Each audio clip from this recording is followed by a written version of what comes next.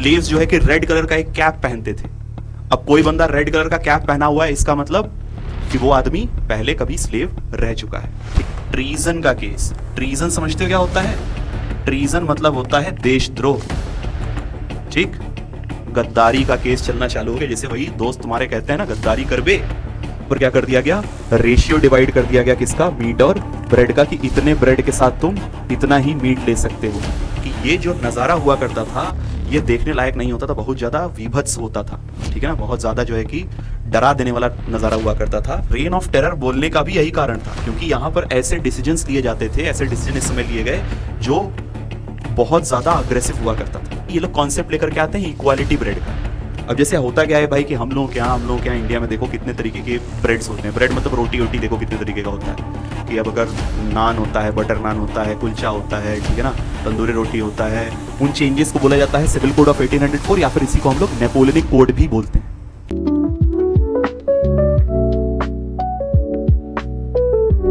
जय हिंद दोस्तों, एक बार फिर से हम लोग आ गए हैं part 2 the French revolution, class 9th history chapter 1। तो हम लोग इसके पहले डिस्कस किए थे कि फ्रांस कैसे कॉन्स्टिट्यूशनल रिपब्लिक, कॉन्स्टिट्यूशनल मोनार्की बन जाता है। अब इसके बाद हम लोग डिस्कस करेंगे कि इसके आगे क्या हुआ। अब देखो होता क्या है कि 1791 में नेशनल असेंबली फॉर्म होती है, और नेशनल असेंबली फ्रांस को क्या बना देती है कि कहती है कि भैया आपसे जो भी राजा है वो किसके अकॉर्डिंग काम करेगा? कॉन्स्टिट्यूशन के अकॉर्डिंग काम करेगा। वहां पर कुछ set of rules and regulations हैं। जो भी लोग पार्ट 1 अभी तक नहीं देखे हैं जा करके पहले पार्ट 1 देखें, उसके बाद फिर यहां पर आए। ठीक है, तो देखो अब इसके बाद क्या हुआ। इसके बाद जो लुईस 16 था, लुईस 16 ये क्या करना चालू किया? ये कॉन्स्पिरेसी करना चालू किया। कॉन्स्पिरेसी समझते हो भाई क्या होता है? कॉन्स्पिरेसी मतलब षड्यंत्र। कॉन्स्पिरेसी करना चालू किया किसके साथ मिलकर के? किंगडम ऑफ ऑस्ट्रिया और प्रशिया के साथ मिलकर के। ठीक है, kingdom of Austria and Prussia के साथ मिलकर के कॉन्स्पिरेसी चालू किया, और ये बोला कि हम क्या करेंगे? अब नेशनल असेंबली को डिसबैंड करेंगे। डिसबैंड करने का मतलब ये हुआ कि हम नेशनल असेंबली को खत्म करेंगे और दोबारा से फ्रांस को क्या बना देंगे? मोनार्की बना देंगे।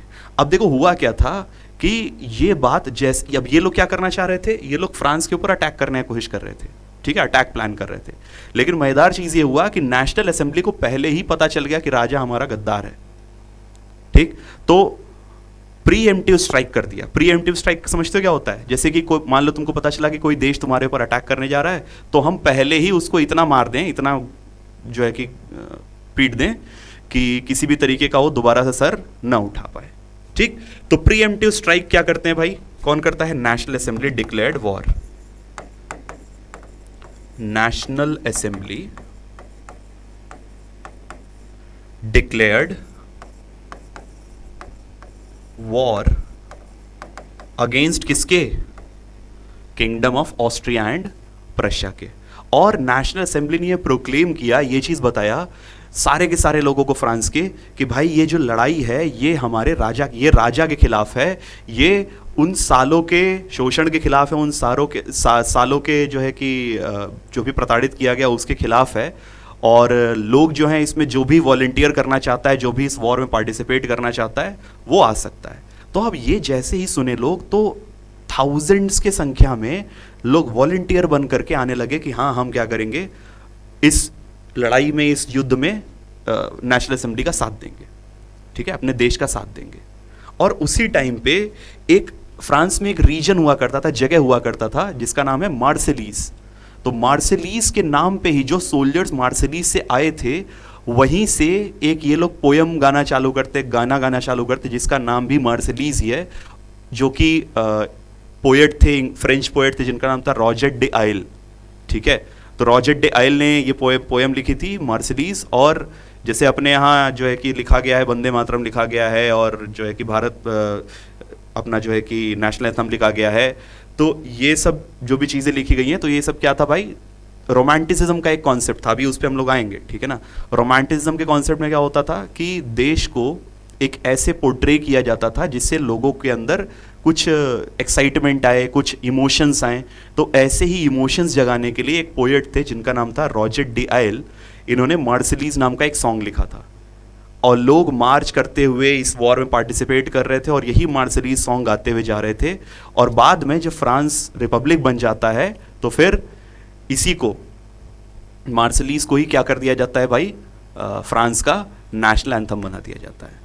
ठीक है, अब देखो इसके बाद क्या होता है, वॉर डिक्लेयर हो गया, लड़ाई होना चालू हो गया।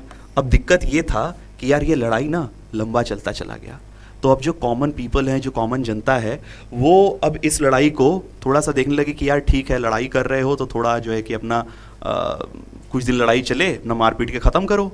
लेकिन जैसे जैसे अगर वॉर प्रोलॉन्ग होता जाएगा तो इसका मतलब लोगों का लाइवलीहुड छिनता चला जाएगा, उनके घर में खाना पीना नहीं आएगा और फैमिली जो है बहुत ज़्यादा अफेक्ट होने लगी। ठीक, तो नेशनल असेंबली के पास अब क्या होता है भाई कि ये लोग ऑस्ट्रिया, प्रशिया और लुईस 16 ये तीनों ग्रुप से लड़ने लगे। अब इसके बाद इसी में एक ग्रुप आता, इसी टाइम पे जो नेशनल असेंबली डिक्लेयर हुआ था ये लोगों को पॉलिटिकल फ्रीडम देता है। ठीक है, पॉलिटिकल फ्रीडम क्या होता है भाई, पॉलिटिकल फ्रीडम मतलब कि लोग अब आज़ाद हैं डिफरेंट पॉलिटिकल ग्रुप्स बनाने के लिए। ठीक है, अलग अलग सोसाइटी, अब देखो जैसे हम लोगों के यहाँ डिफरेंट पॉलिटिकल पार्टीज़ हैं, है ना, अलग अलग पॉलिटिकल पार्टी का अलग अलग एजेंडा होता है, अलग अलग सोच होती है, अलग अलग तरीके से लोग ऑपरेट करते हैं। ठीक, डिफरेंट सेक्शन ऑफ सोसाइटी के लिए डिफरेंट पॉलिटिकल पार्टी अपना काम कर रही है ना। तो ऐसे ही फ्रांस में भी क्या हुआ कि जब नेशनल असेंबली कॉन्स्टिट्यूशन लेकर के आया तो लोगों को पॉलिटिकल फ्रीडम मिला और अब लोग क्या करना चालू किए थे, पॉलिटिकल क्लब्स बनाना चालू कर दिए थे। ठीक है, इसी में एक बहुत इंपॉर्टेंट क्लब था जिसका नाम था जैकोबिन्स। इस क्लब का नाम था जैकोबिन क्लब। ठीक है, जैकोबिन इतने इंपॉर्टेंट क्यों थे इसके बारे में भी डिस्कस करते हैं। तो देखना हुआ क्या,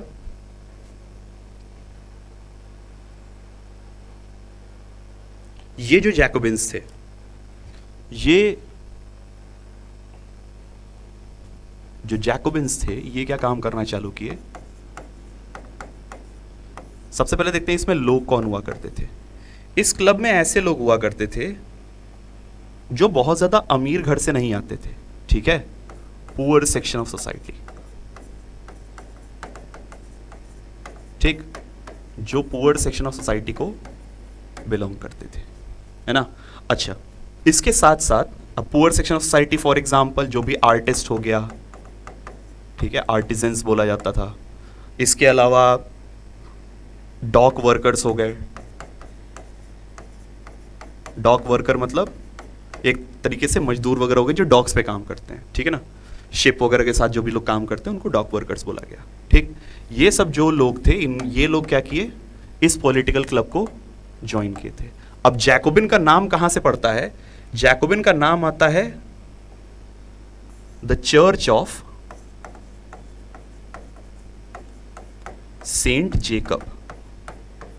ठीक है, चर्च ऑफ सेंट जेकब में इनका मीटिंग होता था, वहीं से इस क्लब का नाम क्या पड़ गया, जैकोबिन पड़ गया। और इनका जो लीडर था,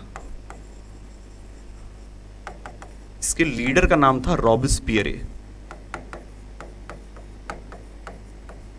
मैक्सिमिलियन रॉबेस्पियरे नाम था। ठीक है, बहुत ही फियर्स लीडर था, बहुत ही जो है कि डिसिप्लिन्ड लीडर था। और हमेशा से ये जो क्लब था ये किसके अगेंस्ट था, एरिस्टोक्रेसी के अगेंस्ट था। जो भी रिचर सेक्शन ऑफ सोसाइटी है उसके बिल्कुल अगेंस्ट ये लोग चलते थे। मतलब ये समझ लो कि इनका रहना, खाना पीना, पहनावा ओढ़ावा, हर एक चीज प्रोटेस्ट की तरह ये लोग यूज करते थे। जैसे इसमें बहुत सारे लोग ऐसे थे जो फॉर्मर स्लेव्स हुआ करते थे, पहले स्लेव हुआ करते थे, स्लेवरी में काम करते थे और अब जो है कि फ्री हो गए। ठीक है, तो स्लेव्स जो है कि रेड कलर का एक कैप पहनते थे। अब कोई बंदा रेड कलर का कैप पहना हुआ है, इसका मतलब कि वो आदमी पहले कभी स्लेव रह चुका है। ठीक है, तो पहचान में आ जाए ये लोग, और अपनी आइडेंटिटी ये लोग छुपाते नहीं थे, एक्सप्रेस करते थे। इस वजह से ये लोग क्या थे भाई, बहुत ज़्यादा इंपॉर्टेंस जो है कि लेकर के आते हैं। अब देखो होता क्या है, मेन काम इन्होंने किया क्या, मेन काम ये किया कि 1792 में राजा जो था, कौन राजा, लुईस 16, ये आराम कर रहा था अपने एक पैलेस में, पैलेस ऑफ ट्यूलरीज कहा जाता है, ठीक है। पैलेस ऑफ ट्यूलरीज में ये राजा क्या कर रहा था, आराम कर रहा था। ये जैकोबिन्स जा करके पैलेस के गार्ड्स को मार देते हैं, ठीक है। पहला काम, किल्ड पैलेस गार्ड्स, और दूसरा काम क्या किए, कैप्चर्ड लुइस 16। लो भैया, दो काम किए। क्या क्या काम किए, पैलेस गार्ड्स को मार दिए और उसके साथ साथ लुइस 16 को कैप्चर कर लिए। मेरे हिसाब से सितंबर 1792 में हुआ था, ठीक है। तो अब होता क्या है, जैसे ही राजा कैप्चर हो गया, अब उसके खिलाफ चलने लगता है क्या, ट्रीजन का केस। ट्रीजन समझते हो क्या होता है, ट्रीजन मतलब होता है देशद्रोह, ठीक। गद्दारी का केस चलना चालू हो गया, जैसे वही दोस्त तुम्हारे कहते हैं ना गद्दारी करबे, तो वही वाला गद्दारी करबे वाला हिसाब हो गया। तो राजा को ट्रीजन, राजा के ऊपर, लुइस 16 के ऊपर ट्रीजन के चार्जेस लगे। और पावर, अब देखो यहां पर एक पावर का वॉइड आ जाता है, ठीक है। पावर का वॉइड आने का मतलब कि भाई कहीं पर भी देखो होता क्या है कि कोई बहुत पावरफुल आदमी अगर जहां से अगर अपने पोजीशन से हटता है, ठीक है, तो अब उसकी जगह को फिल करने के लिए बहुत सारे ऑप्शंस आने लगते हैं लोगों के पास कि इस जगह को कौन फिल करेगा, ठीक। तो अब उसी के बाद क्या होता है, इलेक्शन होता है, ठीक है। इसी के बाद इलेक्शन होगा और हाँ आ जाओ। तो अब अगला इलेक्शन हुआ। इलेक्शन में जो मेजॉरिटी पार्टी थी वो कौन निकल करके आती है, जैकोबिन्स निकल करके आते हैं, ठीक है। जैकोबिन्स एक मेजॉरिटी पार्टी निकल करके आती है। जैकोबिन्स के पास मौका मिलता है क्या करने का, सरकार बनाने का, गवर्नमेंट में आने का, ठीक है। और गवर्नमेंट में आने के बाद 1793 से 1794 का जो टाइम था, ठीक, 1793 से 94 का जो टाइम था उसको हम लोग रेन ऑफ टेरर के नाम से जानते हैं। Reign of terror 1793 to 94। अब देखो ऐसा क्या होता है, रेन ऑफ टेरर मतलब हिंदी में इसका मतलब हुआ आतंक का काल, ठीक। ऐसा समय जब बहुत ज्यादा आतंक मचा हुआ था। अब यह आतंक मचाया कौन था, आतंक मचाने वाला आदमी था जैकोबिन्स का लीडर जिसका नाम था रॉबेस्पियरे। अब क्या आतंक मचाया भाई, ऐसा क्या भौकाली काम कर दिया। तो देखो हुआ क्या कि ये लोग सबसे पहले राजा को क्या करते हैं भाई, ट्रीजन के चार्जेस लगाते हैं, फिर उसके ऊपर केस चलता है। केस चलने के बाद फिर क्या कर दिया जाता है, ये डिक्लेयर कर दिया जाता है कि हाँ राजा सच में देशद्रोह किया था और लुइस 16 को पूरे के पूरे जनता के सामने प्लेस डे ला कॉनकॉर्ड, जो सबसे बड़ा चौराहा हुआ करता था पेरिस का, फ्रांस की राजधानी का, वहां पर ले जा करके उसको पब्लिकली एग्जीक्यूट कर दिया जाता है। पब्लिकली एग्जीक्यूट क्यों करना है भाई, ताकि एग्जाम्पल सेट हो।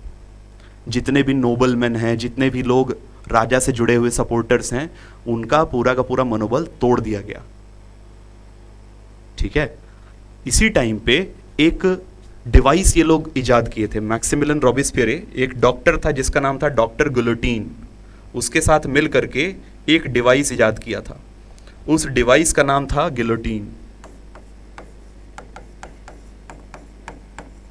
ठीक है। ये डिवाइस कैसा था कि देखो कुछ ऐसा ब्लेड हुआ करता था और यहां पर लोगों का गर्दन फंसाया जाता था। अब इसके बाद क्या होता था, इसको ये लोग क्या करते थे, लिवर पुल करते थे और ये पूरा का पूरा ब्लेड आकर के लोगों का गला सिर से लोगों का गला अपने उनके धड़ से अलग कर देता था, ठीक है। तो ये डिवाइस बनाने का पर्पस क्या था, ये डिवाइस बनाने का पर्पस देखो, मारने को इंसान को कई तरीके से मारा जा सकता है, ठीक, कि लोगों को फांसी दिया जाता है, ठीक है ना, और भी डिफरेंट वेज होते हैं। जैसे इंडिया में कैपिटल पनिशमेंट होता है तो भाई उसमें क्या होता है, लोगों को फांसी दिया जाता है, ठीक है। यहां पर क्या किया गया, यहां पर तुम्हारा सिर तुम्हारे बॉडी से अलग किया जा रहा है, तो सबसे पहली चीज ये कि तुमको एक रिस्पेक्टफुल मौत नहीं मिल रही है, ठीक है, तुम्हारी मौत बहुत खराब तरीके से हो रही है। और दूसरा चीज कि ये जो नज़ारा हुआ करता था ये देखने लायक नहीं होता था, बहुत ज़्यादा विभत्स होता था, ठीक है ना, बहुत ज़्यादा जो है कि डरा देने वाला नज़ारा हुआ करता था। तो अब ये रेन ऑफ टेरर बोलने का भी यही कारण था, क्योंकि यहाँ पर ऐसे डिसीजंस लिए जाते थे, ऐसे डिसीजन इस समय लिए गए जो बहुत ज़्यादा अग्रेसिव हुआ करता था, ठीक है। तो देखो हुआ क्या कि गिलोटिन जो है कि अपना डिवाइस बनाया गया। अब होता क्या था, जितने भी एरिस्टोक्रेट्स थे, हम पहले ही बताए थे कि भाई ये सारे के सारे जो भी जैकोबिन्स हैं ये सब एरिस्टोक्रेसी के खिलाफ थे, ठीक है। जितने भी एरिस्टोक्रेट्स हुआ करते थे उनको अब पकड़ना चालू किए लोग एक एक करके, ठीक, उनके ऊपर जो भी केस वगैरह चलाते थे और फिर उसके बाद गिल्टी पाए जाते थे। मोस्ट ऑफ द केसेस में लोग गिल्टी ही पाए जाते थे। तुम एरिस्टोक्रेट हो इसका मतलब तुम बाय डिफॉल्ट गिल्टी हो चुके हो, ठीक है।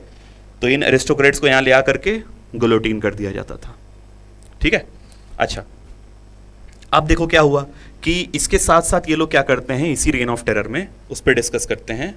तो इस टाइम पे कुछ कुछ डिसीजंस ऐसे लिए गए जो बहुत ज़्यादा कंट्रोवर्शियल थे। कंट्रोवर्शियल का मतलब क्या होता है, आ जाओ। जैसे इसी टाइम पे इक्वालिटी ब्रेड लाया गया। इक्वालिटी ब्रेड मतलब क्या होता है भाई, कि देखो है क्या, सोसाइटी में अगर हमको समानता लाना है, इक्वालिटी लेकर के आना है, तो यार ये सब चीज़ें फोर्स करके नहीं ला सकते, ठीक है। एक बहुत ही बेहतरीन हॉलीवुड के एक्टर रहे हैं जिनका नाम है डेंजल वॉशिंगटन। तो उन्होंने एक चीज़ बोला था कि you can not legislate love. Can not legislate love मतलब कि तुम दूसरे किसी इंसान से को सम्मान करना है, तुमको प्यार करना है, जो भी चीज़ करना है वो चीज़ के लिए तुम कानून बना करके चीज़ें नहीं कर सकते, ठीक है। रेस्पेक्ट फ्रॉम विद इन आता है, रेस्पेक्ट सिखाया जाता है, रेस्पेक्ट को लॉ नहीं बनाया जा सकता। तुम ऐसा काम करो कि लोग तुम्हारा इज्जत करें, जबरदस्ती तुम डर फैला सकते हो, इज्जत नहीं ले आ सकते, ठीक है। अब देखो होता क्या है कि ये लोग जैकोबिन्स क्या करना चालू किए। जैकोबिन्स की एक बहुत बड़ी गलती ये थी कि ये लोग जबरदस्ती इक्वालिटी लाने का कोशिश कर रहे थे, और वहां इक्वालिटी लाने की कोशिश कर रहे थे जहां लाने की कोई ज़रूरत वैसे थी नहीं, ठीक। तो जैसे ये लोग कॉन्सेप्ट लेकर के आते हैं इक्वालिटी ब्रेड का। अब जैसे होता क्या है भाई कि हम लोग क्या इंडिया में देखो कितने तरीके के ब्रेड्स होते हैं। ब्रेड मतलब रोटी वोटी देखो कितने तरीके का होता है, कि अब अगर नान होता है, बटर नान होता है, कुलचा होता है, ठीक है ना, तंदूरी रोटी होता है, लच्छा पराठा होता है, रुमाली रोटी होता है, ऐसा डिफरेंट डिफरेंट टाइप का हम लोग क्या ब्रेड होता है, ठीक। ऐसे ही फ्रांस भी एक ऐसा देश है जो अपने ब्रेड के लिए बहुत ज़्यादा फेमस है। डिफरेंट डिफरेंट टाइप के ब्रेड्स बनाए जाते हैं वहाँ पे, ठीक। लेकिन अब यहाँ पे क्या होता है, जैकोबिन्स क्या करते हैं, जैकोबिन्स इक्वालिटी ब्रेड का कॉन्सेप्ट लेके आते हैं। इसका मतलब ये हुआ कि जो भी ब्रेड अमीर लोग खा रहे हैं या गरीब लोग खा रहे हैं, तो अब उसका मतलब कि सारे सारे ब्रेड का प्राइस एक बराबर कर दिया गया, ठीक है। इस ब्रेड का प्राइस बराबर कर दिया कि भाई कुछ भी कोई अब गरीब या अमीर नहीं है। अब यहाँ पर सारे के सारे लोग एक ही टाइप का आटा खाएंगे और उसी टाइप के आटे से बना हुआ ब्रेड खाएंगे, ठीक है। दूसरा चीज, जो बहुत महंगा ब्रेड हुआ करता था, व्हाइट फ्लावर हुआ करता था, उसको क्या कर दिया गया, अबॉलिश कर दिया गया कि भाई आज से व्हाइट फ्लावर बिकेगा ही नहीं, ठीक है। तो एक ये बहुत बड़ी समस्या। दूसरा चीज, राशनिंग किया गया। राशनिंग समझते हो, जैसे हम लोगों के यहाँ लगा था लॉकडाउन लगा, तो नोटबंदी हुआ था। तो नोटबंदी के टाइम पे क्या हुआ था भाई, नोट बैन किए गए थे, ठीक है। 500,000 वाले नोट बैन किए गए थे। बहुत बेहतरीन समय था वो, अलग लेवल का एक्साइटमेंट होता था ठीक है, 500,000 का नोट देख करके पुराना। तो अब होता क्या था कि उसमें 500,000 के नोट सारे के सारे बदले गए। तो उस टाइम पे एक लिमिट लगाया गया था कि भाई तुम एक बार में अपने अकाउंट से 2,000 रुपये निकाल सकते हो, ठीक है, एटीएम की लाइन में लग करके। अच्छा, यहां पर क्या किया गया, यहां पर राशनिंग किया गया किसका, मीट एंड ब्रेड का, ठीक। कहने का मतलब ये कि तुम अपने हिसाब से चीजें परचेज नहीं कर सकते, मीट और ब्रेड परचेज नहीं कर सकते। तुम किसके हिसाब से करोगे, सरकार के हिसाब से करोगे, ठीक है। अब बोलोगे कि यार हमारे परिवार में 10 लोग हैं, ठीक, तो 10 लोग हैं तो भाई वहां पर क्या होगा, हम ज्यादा मीट और ब्रेड का रिक्वायरमेंट होगा हमको, है ना। हमारा मन है कि हम ब्रेड ज्यादा खाएं, हमारा मन है कि हम मीट ज्यादा खाएं, लेकिन यहां पर ऐसा नहीं था। तुम अपने मन के हिसाब से नहीं चल सकते थे, तुमको यहां पर गवर्नमेंट के मन के हिसाब से चलना पड़ेगा, जैकोबिन्स के मन के हिसाब से चलना पड़ेगा, ठीक है। तो यहां पर क्या कर दिया गया, रेशियो डिवाइड कर दिया गया किसका, मीट और ब्रेड का, कि इतने ब्रेड के साथ तुम इतना ही मीट ले सकते हो। जैसे रोटी और सब्जी का रेशियो अगर बना दिया जाए कि भाई 1 कटोरी ही सब्जी मिलेगा 4 रोटी खाने के लिए, ठीक है, तुम और सब्जी रोटी नहीं ले सकते, ठीक। तो ये एक बहुत बड़ी समस्या थी, राशनिंग कर दिया गया फूड का, ठीक है। इसके साथ साथ जितने भी टाइटल्स थे, टाइटल्स जैसे सर और मैडम, जैसे सर और मैडम फ्रांस में क्या बोला था, मोसियर एंड मदाम बोला जाता है, तो मोसियर और मदाम ये सब अबॉलिश करके केवल एक टाइटल रखा गया, सिटीजन, सितोयन, ठीक है। सारे के सारे टाइटल्स अबॉलिश कर दिए गए। अब इसके साथ साथ सेंसरशिप लगा दिया गया, ठीक है। सेंसरशिप मतलब तुम जैकोबिन्स के खिलाफ कुछ भी नहीं बोल सकते, तुम कुछ बोलोगे तुमको पकड़ करके, यही कहाँ गए पिछले वाले गुलोटीन भाई साहब, उनके पास भेज दिया जाएगा, ठीक है। तो सेंसरशिप एक बहुत जो है कि कॉमन चीज़ हो गया कि भाई तुम कुछ भी किसी के खिलाफ, गवर्नमेंट के खिलाफ नहीं बोल सकते, है ना। ये सब चीज़ों की वजह से इनका जो टाइम था, जिस टाइम पे रॉबेस्पियर रूल कर रहा था, उस टाइम को क्या बोला गया, रेन ऑफ टेरर बोला गया। लेकिन अल्टीमेटली इतने हार्श पॉलिसीज होने की वजह से इसके खुद के सपोर्टर्स जो थे वो बोले कि यार इतना खराब नहीं करना था, ठीक है। इसकी वजह से जो रॉबेस्पियर था उसको भी पकड़ करके क्या कर दिया गया, अल्टीमेटली जो ये मशीन बनवाया था उसी मशीन में इसको लगा करके इसका भी काम तमाम कर दिया गया, ठीक है। तो रॉबेस्पियर भी एग्जीक्यूट हो गया। रॉबेस्पियर के एग्जीक्यूट होने के बाद, रॉबेस्पियर के एग्जीक्यूट होने के बाद देखो क्या होता है, हम लोग आते हैं किस पे,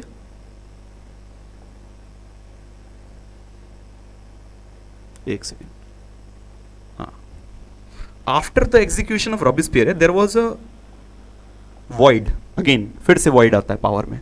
उस वॉइड को फिल करने के लिए डायरेक्टरी बनाया गया, ठीक है, डायरेक्टरी रूल बनाया गया। डायरेक्टरी रूल में क्या होता था, 5 लोग होते थे। अब पावर एक आदमी के हाथ में नहीं है, 5 लोगों के हाथ में है, ठीक है।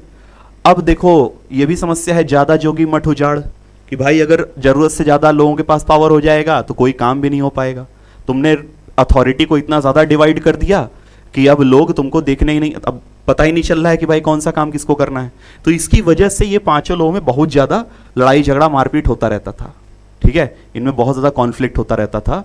इस कॉन्फ्लिक्ट की वजह से कोई काम कर पाना पॉसिबल नहीं हो पाता था। क्यों? क्योंकि इनकी पावर वेल डिफाइंड नहीं थे कि एग्जैक्टली किसको क्या करना है। जैसे अपने यहाँ कॉन्स्टिट्यूशन में सबके पावर्स वेल डिफाइंड है कि भाई प्राइम मिनिस्टर उसका क्या पावर है, ठीक है, प्रेसिडेंट है उसका क्या पावर है, कोई मिनिस्टर है उसका क्या पावर है, कौन कितना किस चीज में इंटरफेरेंस कर सकता है, एवरीथिंग इज डिफाइंड। लेकिन यहां क्या समस्या था, यहां पर कुछ क्लियर डेफिनेशन नहीं था, और क्लियर डेफिनेशन न होने की वजह से यहां कॉन्फ्लिक्ट्स बहुत ज्यादा हुआ करते थे, ठीक। अब इसी चीज को देख रहा था कौन, एक आदमी जिसके ऊपर अभी रिसेंटली बहुत अच्छी मूवी बनी है, जरूर देखना उस मूवी को, नेपोलियन बोनापार्ट, ठीक है। नेपोलियन बोनापार्ट क्या होता है, एक मिलिट्री डिक्टेटर था, और ये क्या करता है भाई, पावर सीज कर लेता है।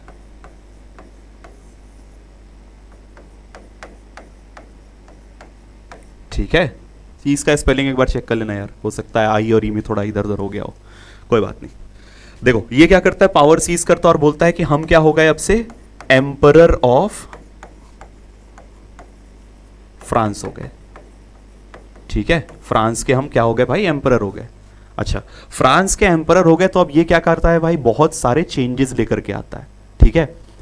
सबसे पहली चीज क्या लेकर, अच्छा जो चेंजेस ये लेकर के आया, ये मेरे हिसाब से 1801 की बात है, ठीक है। 1801 की बात है जब नेपोलियन बोनापार्ट क्या बनता है, मिलिट्री डिक्टेटर बनता है। कहाँ का, फ्रांस का। अब इसके बाद क्या होता है, एक सिविल कोड लेकर के आया, सिविल कोड ऑफ 1804, 1804 में नेपोलियन बोनापार्ट फ्रांस में एक कुछ चेंजेस करता है, ठीक है ना। उन चेंजेस को बोला जाता है सिविल कोड ऑफ 1804, या फिर इसी को हम लोग नेपोलियनिक कोड भी बोलते हैं, ठीक। तो इसमें क्या क्या काम हुआ, सबसे पहला चीज,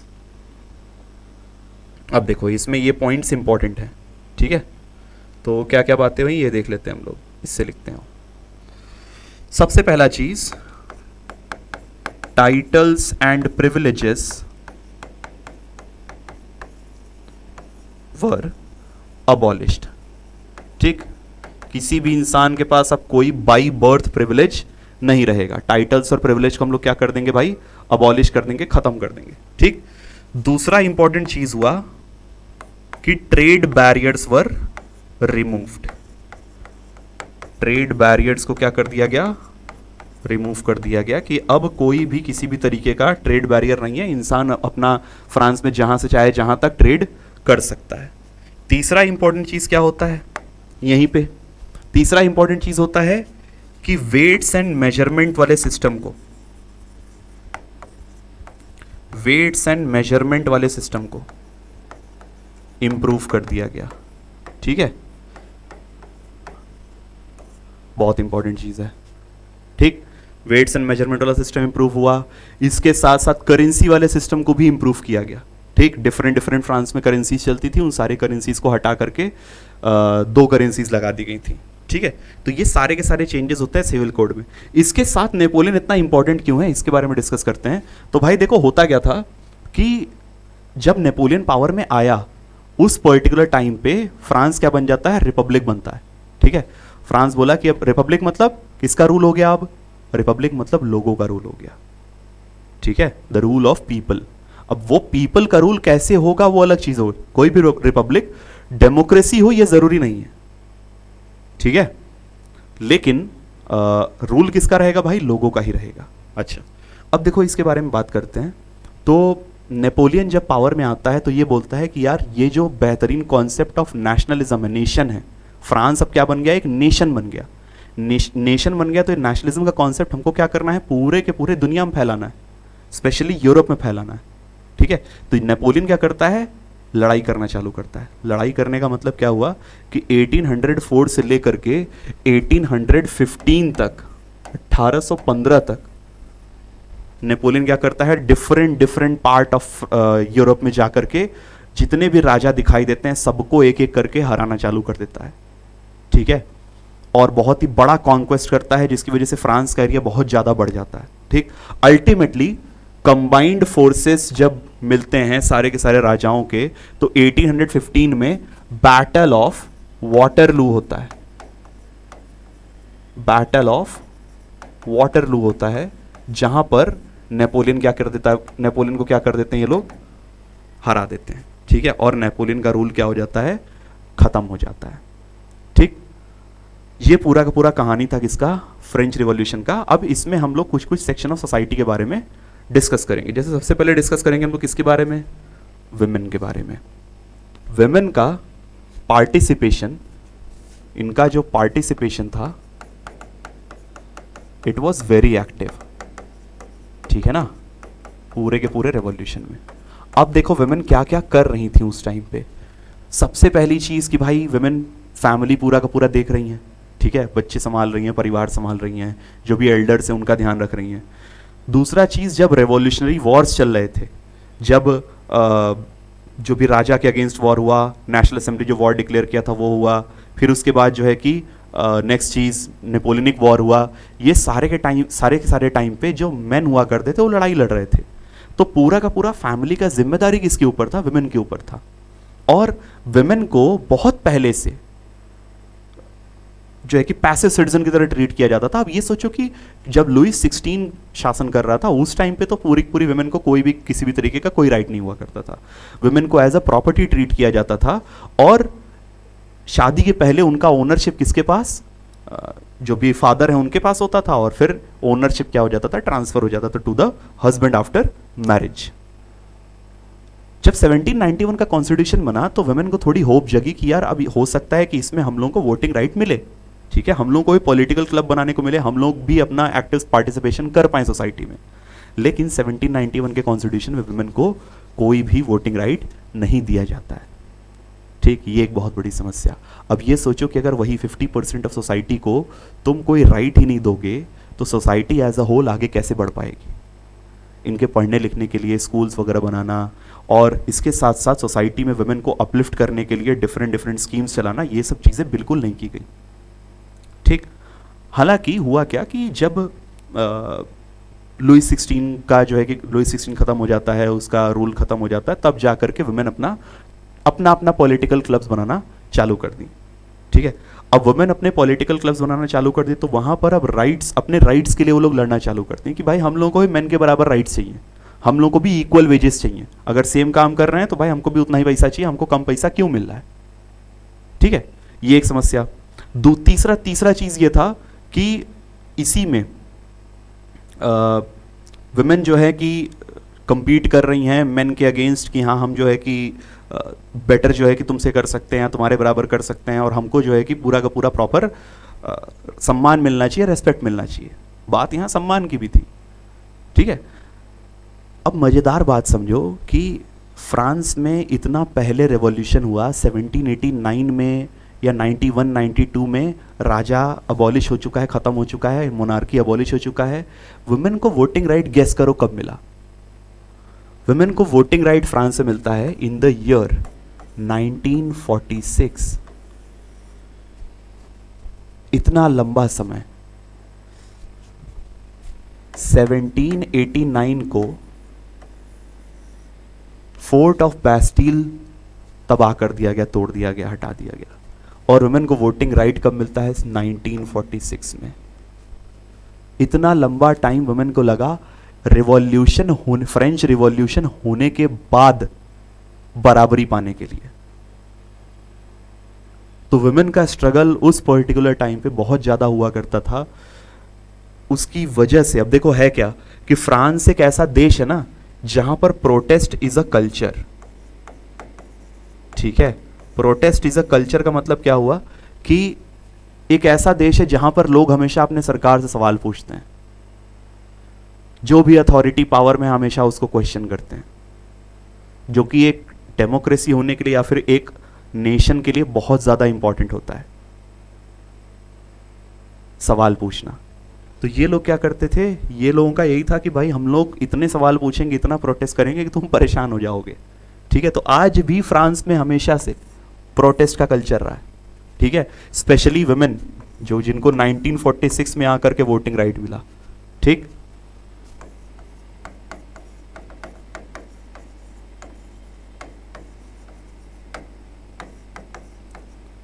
हम लोगों के देश में देश जैसे ही आजाद हुआ, देश जैसे ही आजाद हुआ, हम लोगों के यहाँ कोई डिस्क्रिमिनेशन नहीं। हम बोले कि भाई देखो ऐसा है, देश आजाद हुआ है, फंडामेंटल राइट सबके लिए हैं, ठीक है। वोटिंग करेगा तो सब लोग करेगा, कोई प्रॉपर्टी का वो नहीं है, टेंशन नहीं है। जो एक सर्टेन एज के ऊपर हुआ उसको वोटिंग राइट मिल गया, यूनिवर्सल एडल्ट फ्रेंचाइज आकर आया हम लोगों के यहाँ। लेकिन यहाँ पर ऐसा नहीं था। तो वुमेन का जो भी रेवोल्यूशन था वो मेन से या बाकी सेक्शन ऑफ सोसाइटी से थोड़ा और लंबा खींचता है, लंबा चलता है, अनफॉर्चुनेटली, ठीक है। इसके आगे हम लोग बात करेंगे स्लेवरी के बारे में। देखो हम लोग बात किए थे यार, जितने भी यूरोपियन नेशंस थे ना, ये सारे के सारे यूरोपियन नेशंस, एक इनका जो इकोनॉमिक पावर था, ठीक है ना, इकोनॉमी था, वो बहुत ज़्यादा डिपेंड करता था किस पे? स्लेवरी पे। क्यों डिपेंड करता था स्लेवरी पे सर? भाई देखो, अगर तुमको फ्री के मजदूर मिल गए, जहां पर लेबर इंटेंसिव काम है, एग्रीकल्चर का काम है तुमको, ठीक है ना, अगर तुमको फ्री के मजदूर मिल गए तो इसका मतलब तुम क्या करोगे भाई? बहुत अमीर हो जाओगे, ठीक। वही सेम काम यहां पर भी चल रहा था। अब देखो हुआ क्या कि जब जैकोबिन्स आए, तो जैकोबिन्स का क्या था यार कि इनको, ये गरीबों के लिए काम करते थे, ठीक है, ये गरीबों के लिए काम करते थे। तो ये लोग क्या किए भाई? रिफॉर्म करना चालू करते हैं। ये तुम्हारे एनसीईआरटी का एक छोटा सा एग्जर्प्ट है, ये बहुत इंपॉर्टेंट पॉइंट है, तो इसको हम लोग बहुत अच्छे से देखेंगे। तो देखो था क्या कि फ्रांस क्या था, अपनी कॉलोनीज बनाया हुआ था। जैसे जितने यूरोपियन नेशन थे वो सारे के सारे अपना अपना कुछ ना कुछ कॉलोनीज बनाए हुए थे, ठीक है। कॉलोनी समझते, जैसे India was a colony of what?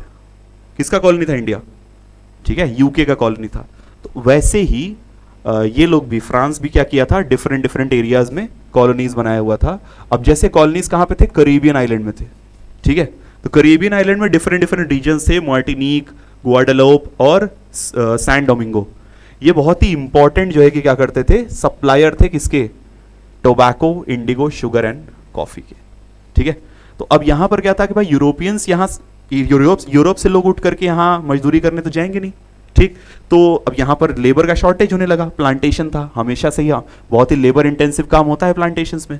तो अब ये लोग क्या करना चालू किए, ये लोग स्लेव ट्रेड चालू कर दिए 17वीं सेंचुरी में। ठीक है, तो इसमें क्या करते थे, बोर्डवा और नांटेज, ये दो जो है कि पोर्ट हुआ करते थे फ्रांस में, वहां से ये लोग चलते थे, कहां जाते थे, अफ्रीका जाते थे। अफ्रीका से ये लोग स्लेव्स परचेज करते थे और उनको लेकर के कहां जाते थे, करेबियन आइलैंड जाते थे। ठीक है, तो यहां देखो क्या क्या हो रहा है। सबसे पहले यहां से चले, कहां से, फ्रांस से। तो फ्रांस में पोर्ट्स हुआ करते थे कौन कौन से, बोर्डवा, इसको बोर्डवा पढ़ते हैं, और नाइनटेज। यहां से गए अफ्रीका, अफ्रीका से स्लेव परचेज किए, स्लेव परचेज करके कहां गए, करेबियन आइलैंड। क्यों करेबियन आइलैंड गए, क्योंकि करेबियन आइलैंड में ही क्या कर रहे थे ये लोग, इन लोगों के प्लांटेशन लगे हुए थे। ठीक है, किस किस चीज का प्लांटेशन लगा हुआ था भाई, टोबैको, इंडिगो, शुगर, कॉफी, इन सब चीजों का प्लांटेशन लगा हुआ था। ठीक है, और यहां से जो भी सामान आता था वो वापस कहां लेके जाते थे, फ्रांस लेकर के जाते थे। तो ये एक बहुत ऐसा ट्रायंगल बना हुआ था स्लेवरी का, स्लेव ट्रेड का।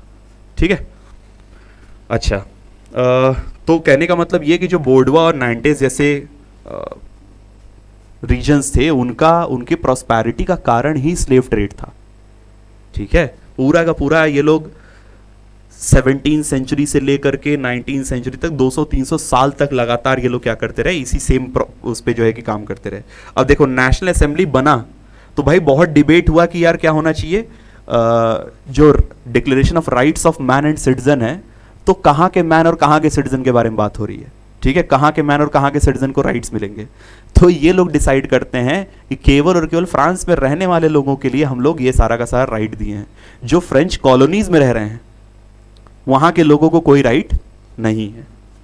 ठीक है, अच्छा, तो ये लोग क्या करते हैं भाई, कोई लॉ पास नहीं करते हैं कि भाई जो भी बिजनेसमैन वगैरह हैं, जिनके इनकम की वजह से नेशनल असेंबली आज जहां है, उनका जो भी पूरा का पूरा वो है, क्या कहते हैं, इनकम है, या फिर जो भी वो लोग पैसा दे रहे हैं, जो भी फंड्स दे रहे हैं, वो फंड्स रुक जाएंगे। ठीक है, अगर ये लोग अपोज करते हैं तो। हाँ, लास्ट में जब कन्वेंशन बनता है, डायरेक्टरी का रूल आता है 1794 में, तब ये लोग क्या करते हैं, जितने भी स्लेव्स थे उन सारे स्लेव्स को फ्री कर देते हैं। कन्वेंशन कब आया था, डायरेक्टरी के रूल के टाइम पे। ठीक है, अच्छा, फिर उसके बाद जब नेपोलियन आता है तो दोबारा से स्लेवरी इंट्रोड्यूस कर दिया जाता है। ठीक है, और दोबारा स्लेवरी इंट्रोड्यूस कर दिया जाता है, क्यों, क्योंकि फ्रांस को फिर वही उनके इकोनॉमिक ग्रोथ में रुकावट आ रहा था। ठीक है, तो भैया ये हो गया स्लेवरी। और फिर इसके बाद विमेन का रिवॉल्यूशन, स्लेवरी, और इसके साथ साथ एक और पॉइंट है भाई, रिवॉल्यूशन इन एवरीडे लाइफ। अब देखो वहां क्या होता है, नॉर्मल जो है कि जनता का,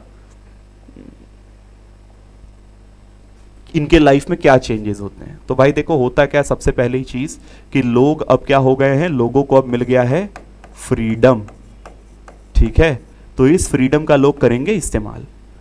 लोग क्या करना चालू किए, पॉलिटिकल क्लब्स बनाना चालू किए थे। हम लोग बात किए थे कि खूब सारा पॉलिटिकल क्लब बनना चालू हुआ था।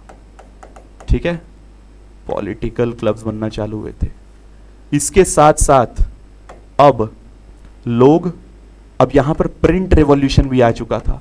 प्रिंट रेवोल्यूशन मतलब कि भाई अब प्रिंटिंग प्रेस आ चुका था, और प्रिंटिंग प्रेस आने की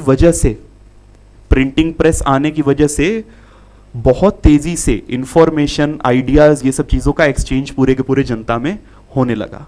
ठीक है, इसी के साथ साथ सेंसरशिप भी बढ़ा। अब सेंसरशिप क्यों बढ़ेगा, देखो भाई, जब लोगों के पास बातें ज्यादा होंगी करने को, तो वो लोग अच्छी बातें भी करेंगे और लोगों के खिलाफ भी बातें करेंगे, स्टेट या अथॉरिटी के खिलाफ भी बातें करना चालू करेंगे। तो सेंसरशिप को भी, ये भी चीजें इंक्रीज होने लगी। तो ओवरऑल क्या होता है कि यार अब जो इंफॉर्मेशन का एक्सचेंज बहुत स्लोली हो रहा था, अब वो बहुत तेजी से होने लगा। लोग अवेयर होना चालू हो गए, पॉलिटिकली अवेयर होना चालू हो गए, सोशली अवेयर होना चालू हो गए, इकोनॉमिकली अवेयर होना चालू हो गए। तो इन सब चीजों की वजह से फ्रेंच सोसाइटी में बहुत ज्यादा पॉजिटिव चेंजेस आते हैं। ठीक है, चलो भाई, ठीक, तो अब ये चैप्टर यहाँ पे समाप्त होता है, खत्म होता है। जो भी डाउट्स हैं, जो भी प्रॉब्लम्स हैं, या फिर जो भी सजेशंस हैं, वो सजेशंस तुम लोग अपने कमेंट बॉक्स में जाकर के दे सकते हो।